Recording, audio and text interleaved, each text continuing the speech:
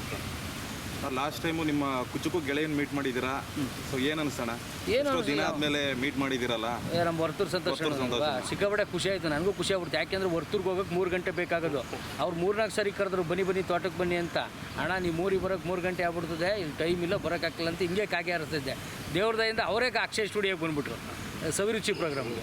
ಅಲ್ಲಿ ಬಂದು ಒಂದು 2-3 ಅಡುಗೆ ಮಾಡಿದ್ರು. ನಾನೊಂದು ಅಡುಗೆ ಹೇಳ್ಕೊಟ್ಟೆ, ಫುಲ್ ಕಾಮಿಡಿಯಾಗಿ ಬಿದ್ದು ನಕ್ಕೋಗ್ಬಿಟ್ರು. ಯಾವ ಅಡುಗೆ ಹೇಳ್ಕೊಟ್ಟಿದ್ದೀಯಪ್ಪ ಅಂತ. ಆಮೇಲೆ ಹಂಗೆ ಕಾಲು ಹೇಳ್ಕೊಂಡು ಇದು ಮಾಡಿದ್ವಿ. ಖುಷಿ ಆಗುತ್ತೆ ನಮ್ಮ ವರ್ತೂರು ಸಂತೋಷ್ ಅನ್ನೋರು ನೋಡ್ತಿದ್ರೆ. ಯಾಕೆಂದರೆ ಅವ್ರು ಈಗ ತಾನೇ ಹಳ್ಳಿಕಾರು ರೇಸು ಮತ್ತು ಹಳ್ಳಿಕಾರು ಮತ್ತು ಓರಿಗಳಿಗೆ ಪ್ರೋತ್ಸಾಹ ಮಾಡ್ತಾ ಇರೋದೆಲ್ಲ ನೋಡ್ತಿದ್ರೆ ಭಾರಿ ಖುಷಿ ಆಗುತ್ತೆ. ಸೊ ಅವ್ರಿಗೆ ದೇವ್ರು ಒಳ್ಳೇದು ಮಾಡಲಿ, ಅವ್ರು ಇನ್ನಷ್ಟು ಕೆಲಸಗಳು ಮಾಡೋಕ್ಕೆ ಇನ್ನಷ್ಟು ಶಕ್ತಿ ಕೊಡಲಿ ಅನ್ನೋದೇ ನನ್ನ ಆಸೆ. ಯಾಕೆಂದರೆ ಫ್ರೆಂಡ್ಶಿಪ್ಪಲ್ಲಿ ನಾನು ಏನೂ ಅಪೇಕ್ಷೆ ಮಾಡಲ್ಲ, ಅವರು ಏನೂ ಅಪೇಕ್ಷೆ ಮಾಡಲ್ಲ. ಸೊ ಅದಕ್ಕೋಸ್ಕರನೇ ಎಷ್ಟೇ ದಿನಗಳಾಗಲಿ ನಾವು ಫೋನ್ ಮಾಡದೇ ಇರಲಿ, ಅದೇ ಬಾಂಡಿಂಗು, ಅದೇ ಪ್ರೀತಿ, ಅದೇ ವಿಶ್ವಾಸ ಖಂಡಿತವಾಗ್ಲೂ ಇರುತ್ತೆ. ಸವಿರುಚಿಲಿ ಯಾರನ್ನ ಮೀಟ್ ಮಾಡಿದ್ರಿ ನಿಮ್ಮ ಫ್ರೆಂಡ್ಸು? ಅದೇ ನಮ್ಮ ಬೆಂಕಿ ಬಂದಿದ್ದು. ಆಮೇಲೆ ಬೆಂಕಿ ನೋಡಿ ಖುಷಿಯಾಗೋಗ್ಬಿಡ್ತು. ಯಾಕೆ ಗೊತ್ತಾ,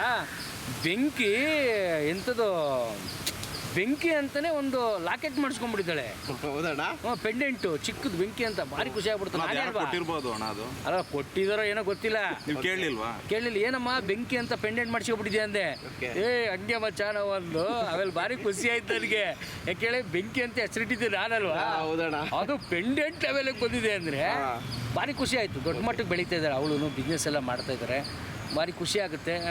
ತನಿಷನ್ನ ಬಿಗ್ ಬಾಸ್ ಆದಮೇಲೆ ನಾನು ಬರೀ ಸಿನಿಮಾಗಳಲ್ಲಿ ನೋಡ್ತೀನಿ ಅಂದ್ಕೊಂಡೆ, ಬಿಸ್ನೆಸ್ಸಲ್ಲೂ ನೋಡ್ತೀನಿ ಅಂತ ಅಂದ್ಕೊಂಡಿರಲಿಲ್ಲ. ಸಿಕ್ಕಾಪಟ್ಟೆ ಗ್ರೋತ್ ಆಗಿದ್ದಾರೆ, ಒಳ್ಳೆ ಮಟ್ಟಕ್ಕೆ ಬೆಳೀತಾ ಇದ್ದಾರೆ. ದೇವ್ರು ಒಳ್ಳೇದು ಮಾಡಲಿ. ನಿಮ್ಗೆ ನಾನು ಆಫರ್ ಬಂದಿದೆಯಾ ತನಿಷಾ ಕಡೆಯಿಂದ? ತನಿಷಾ ಕಡೆಯಿಂದ ಏನು ಇನ್ನೊಂದು ಗೋಲ್ಡ್ ಚೈನ್ ಬರುತ್ತೆ ಅಂತ ಆಫರ್ ಬಂದಿರುತ್ತೆ. ಅಲ್ಲ ಏನು ಆಫರ್ ಬರುತ್ತೆ? ಈಗ ಗೋಲ್ಡ್ದು ಅಂಗಡಿ ಕೆಲಸಕ್ಕೆ ಅಂತಾರೆ. ಅಲ್ಲ ತನಿಷಾ ಕಡೆಯಿಂದ ಆಫರ್ ಬಂದ್ರೆ ಇನ್ನೊಂದು ಬರಬೇಕು. ಸಂತು ನಿನ್ಗೊಂದು ಗೋಲ್ಡ್ ಚೈನ್ ಮಾಡ್ತಿದ್ದೀನಿ ಅಂತ ಬರಬೇಕು. ಇಲ್ಲಾಂದ್ರೆ ಸಂತು ನಮ್ಮ ಆಫೀಸಲ್ಲಿ ಸ್ವಲ್ಪ ಫ್ರೀ ಟೇಬಲ್ ಬಗ್ಗೆ ಕೆಲಸ ಮಾಡಬೇಕು ಅಷ್ಟೇ. ಇನ್ನೇನು ಆಫರ್ ಕೊಡೋಕ್ಕೆ? ಯಾವುದೋ ಮೂವಿ ಮಾಡ್ತಿದ್ದೀನಿ ಅಂತ ಅಂದ್ಬಿಟ್ಟು ಇಂಟ್ ಕೊಟ್ಟರು, ಹಂಗಾಗಿ ತನಿಷಾ ಅವರೂ ಸ್ಟ್ರಗಲ್ ಮಾಡ್ತಿರ್ತಕ್ಕಂಥ ಆರ್ಟಿಸ್ಟು. ಅವ್ರವ್ರದ್ದೇ ಆದಂಥ ಸಿನಿಮಾದಲ್ಲಿ ಬ್ಯುಸಿ ಆಗವ್ರೆ, ಹೀರೋಯಿನ್ನ ಕೆಲಸ ಮಾಡ್ತಾವ್ರೆ.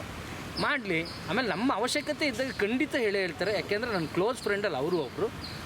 ತನಿಷಾ ಖಂಡಿತವಾಗ್ಲೂ ಗುಡ್ ಆರ್ಟ್ ಹೇಳ್ತಾರೆ. ಆ ಥರ ಕೆಲಸ, ಆ ಥರ ಯಾವ್ದಾದ್ರು ಒಂದು ಪ್ರಾಜೆಕ್ಟ್ ಸ್ಟಾರ್ಟ್ ಮಾಡಿದರೆ ಖಂಡಿತ ಹೇಳ್ತಾರೆ. ಜಸ್ಟ್ ಜೋಕ್ಸ್ ಅಪಾರ್ಟ್ ಅದು ಹೇಳಿದ್ದು ಚೆನ್ನಾಗಿದೆ. ಬಟ್ ನಾನು ನನ್ನ ಹೆಂಡತಿ ಅಲ್ಲಿಗೆ ಹೋಗ್ಬೇಕು ಅಂದ್ಕೊಂಡು ಹೋಗೋಕ್ಕೆ ಆಗಿಲ್ಲ. ಖಂಡಿತ ಇನ್ನೊಂದು 2-3 ದಿವಸದಲ್ಲಿ ಅಲ್ಲಿಗೆ ಹೋಗ್ಬಿಟ್ಟು ನಾಳೆ ಹೋಗೋಣ ಅಂತ ಅಂದ್ಕೊಂಡಿದ್ದೆ ಅವರ ಒಂದು ಅಂಗಡಿಗೆ.